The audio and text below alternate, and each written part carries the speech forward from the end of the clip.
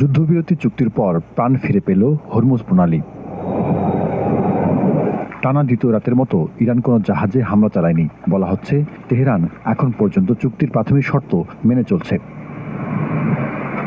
একই সঙ্গে আগামী ৬০ দিনের জন্য হরমুজ প্রণালী ব্যবহারকারী বাণিজ্যিক জাহাজের ট্রানজিট ফি মওকুফ করেছে তেহরান। অন্যদিকে ইরানের বন্দরগুলোর উপর থেকে মার্কিন সামরিক অবরোধ প্রত্যাহারের ঘোষণা দিয়েছে সেন্টকম। ওয়াশিংটনের হিসেবে গত এক রাতে এই জলপথ দিয়ে ১,২৫,০০,০০০ ব্যারেল তেল পরিবহন হয়েছে, যা সংঘাত শুরুর পর সর্বোচ্চ। তেলের দামও প্রায় যুদ্ধপূর্ব অবস্থায় ফিরে যাওয়ার আভাস মিলেছে।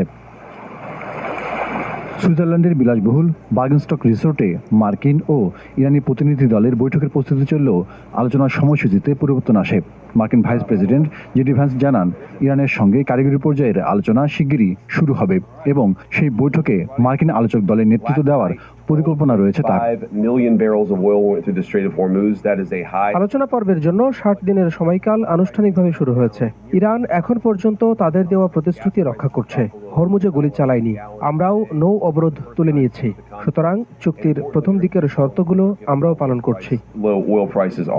এদিকে ইরানের সর্বোচ্চ নেতা মোস্তফা খামেনি জানিয়েছেন, কিছু বিষয়ে ভিন্নমত থাকলেও জাতীয় স্বার্থ রক্ষার নিশ্চয়তা পাওয়ার পর তিনি সমঝোতা স্মারক অনুমোদন করেছেন। তবে সতর্ক করে বলেছেন, ভবিষ্যতের আলোচনার অর্থ এই নয় যে ইরান তার মৌলিক অবস্থান থেকে সরে আসবে।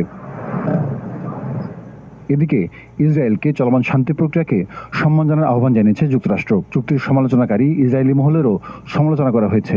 হোয়াইট হাউস হুঁশিয়ার করেছে, সব সমস্যার সমাধান হত্যাকাণ্ডের মাধ্যমে সম্ভব নয়।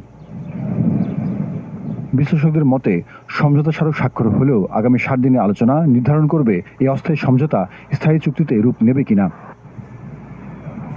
জাহিদুর রহমান,